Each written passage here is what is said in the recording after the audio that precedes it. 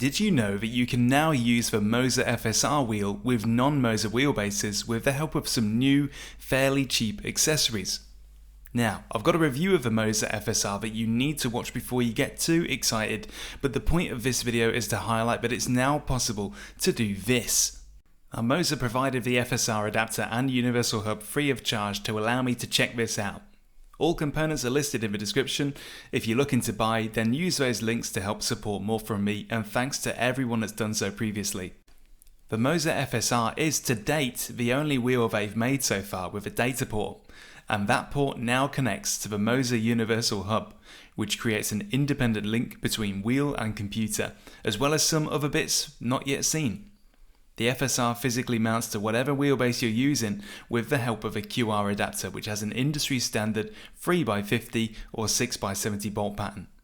As I'm currently using a Fanatec DD1, I have to fix this adapter to a Fanatec hub regardless, but if you're on a Simucube or VRS or whatever, you would bolt it to whatever quick release or hub you have on there. The Universal Hub then sits somewhere on your setup near to your wheelbase to allow a short and sensible distance between the hub and the Moza FSR for the coiled cable to span. Though I can't say I would bet my life on the durability of this cable and the RJ12 connectors at either end, so make sure you mount the hub as close to the wheelbase as possible to give it the most slack and least stress. I might be harshly judging it, but compared to the coiled cable you get from Turn Racing, for example, it's a bit lean and tense, so to speak. Once you've connected it all up, you need to install the Moza Pithouse software if you don't already have it. This drives the FSR's buttons, pedals and screen, making it work properly. In this configuration, the FSR works exactly the same as it does when connected to a Moza wheelbase natively. I couldn't spot any differences in the way it worked, felt and performed. The screen works the same, the buttons can still be color customized, the rev strip works, and the button combination shortcuts to flick through the dashboards and stuff still work. So in this sense, this is a successful adapter solution that Moza have made. Better yet, it's cheap, relatively speaking. The hub is $45 and the adapter is $15, making this an unobstructive accessory if you don't use a Moza wheelbase, but you like the look of the Moza FSR and have wished you could use one with a different brand of base.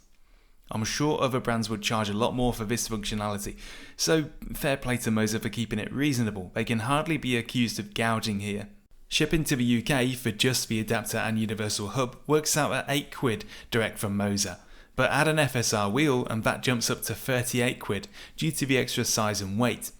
When I put a US address in for those three items, that changes to around $50. So not the cheapest, but try it for yourself as they have shown they're building the distribution network up, so this could change.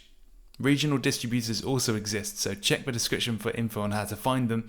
Some of them might not have these in yet, but should with time. So now you know you can use an FSR on other wheelbases. Question is whether that's something you want to do. Check out my review on the FSR in the description. I don't hold this wheel in the highest esteem as I think it's held back in some critical areas, but I'm not here to tell you how to live. If you really like the look of the FSR, and it is handsome, I'll give it that, and you just wanted to know if it works properly before you buy it for your Fanatec, Simucube, VRS or whatever, I can tell you the answer is yes. With the help of Moza's hub and adapter, it works just like it does when you're using it natively with a Moza base. Fair enough, well done Moza. That's about it. Thanks for watching and remember to check the links in the description for relevant bits. Cheers!